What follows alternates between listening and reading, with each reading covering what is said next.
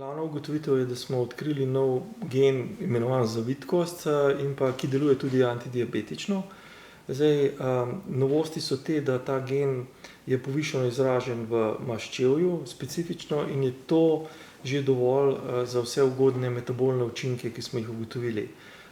Ugotovili smo to pri živalih, predvsem pri mišjih modelih, na celičnih linijah.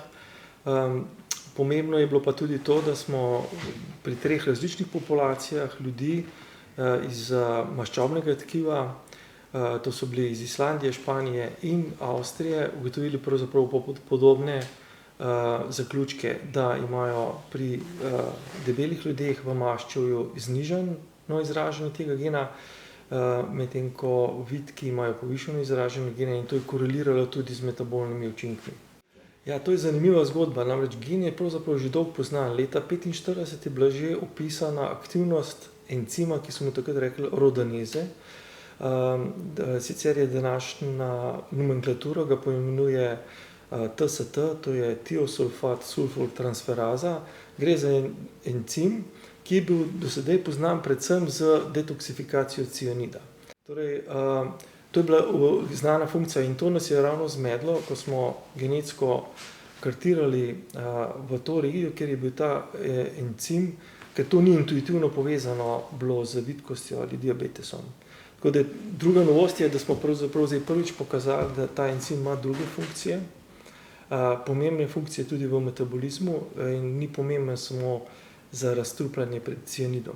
Mi nismo našli, da bi bile tukaj tako imenovane, mi rečemo alelne variante, to se pravi neke genetske različice. Vsi imamo ta gen, vsem dela, enim seveda se pa izraža bolje kot drugim.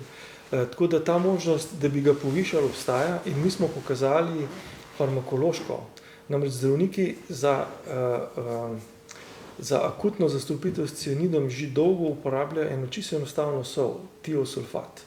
To je zelo enostavna sol, ki skupaj s tem encimom TST razstrupi cianid. In prišli smo na idejo, da bi mogoče živalim, ki so diabetične, v vodo dodajali to sol in so bili izraziti antidiabetični učinki, tako da tu vidimo recimo farmakološko, da bi bilo možno razviti mogoče bolj tarčne, bolj učinkovite učinkovine, da bi lahko povišali to se pravi količino tega proteina v maščevju in s tem, bi rekel, malo izboljšali metabolno zdravje, da tako rečem, maščevja in seveda tudi mišic, ki bi sprejemale več sladkorja in znižale sladkor v krvi.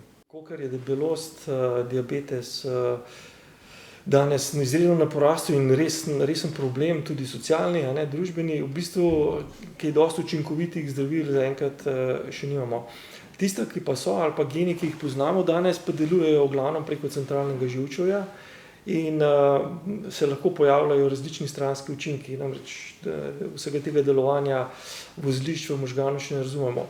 Kar je novo tule je, da v bistvu so maščobno tkivo relativno dostopno, tako da lahko razmišljamo o drugih vrstah dostave zdravil ali pa drugih pristopov. V naši skupini profesor Romana Jerala razmišljamo o uporabi sintezne biologije tudi v konzorciju z drugimi raziskovalci v Ljubljani, da bi vplivali recimo na ekspresijo gena ne preko zdravil, ampak z uporabo orodij sintezne biologije.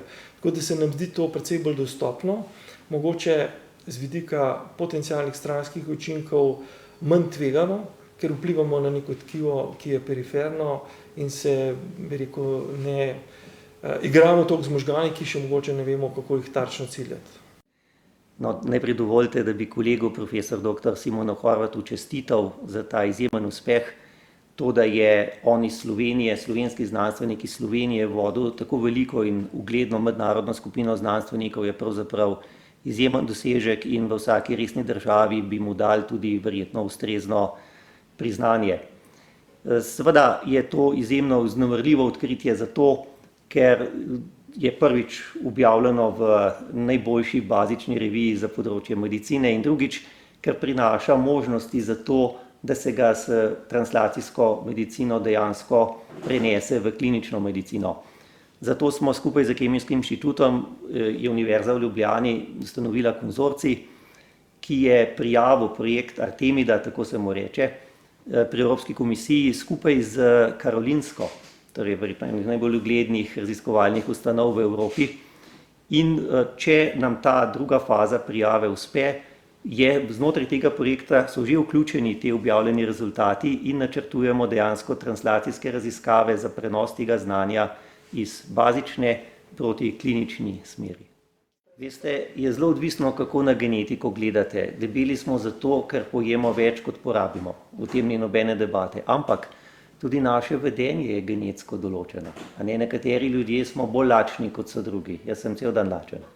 Nekateri ljudje se bolj gibljemo, kot so drugi. In vsi ti vzorci vedenja so pravzaprav tudi genetsko pogojeni. Tako da, če želite, v tem širšem pogledu nas pravzaprav geni zelo močno določajo. Seveda, ljudje imamo pa tudi svobodno voljo in če je ta dovolj močna, se lahko tudi recimo proti genom odločimo in nečesa ne jemo. Tako da to bo vedno ostalo, bi človek rekel, neke vrste za človeka značilen diskurs med tem, kar nas določa in med tem, kar mi lahko iz našo voljo potem spremenimo. Trenutno je pravzaprav ideja Kemijskega inštituta ta, da bi z sintezno biologijo, to se pravi bi človek rekel, nekim izredno zanimivim načinom celice prepričal, da bi ta gen bolj izražale in pogledal, kaj to pomeni. In seveda idealno je, da to kar v celicah tistega človeka, ki je debel in s tem pol prideva recimo na uporabo v humani medicini. Seveda, še enkrat, treba je zdaj z raziskavami dokazati prvič, da je to mogoče na varen način narediti, in potem seveda dokazati, da ima to res ta učinek, ki ga pričakujemo glede na bazične raziskave. So pa tudi druge poti. So tudi poti, da recimo ne gremo direktno celice spreminjati, ampak da izdelamo recimo neko zdravilo, ki bo to nadaleč naredilo. Tako da verjetno je zdaj prva stopnja naslednjih raziskav ta, da se odločiš, katero pot boš najprej poizkusil. Prepričan pa sem, veste, ker je to javna objava v znanosti, da bo tudi številne druge skupine to vedenje, ki ga je profesor dr. Horvat zdaj objavil, celemu svetu, uporabile za svoje raziskave, tako da zagotovo ne bomo edini, ki bomo pravzaprav to znanje želeli porabiti v korist ljudi.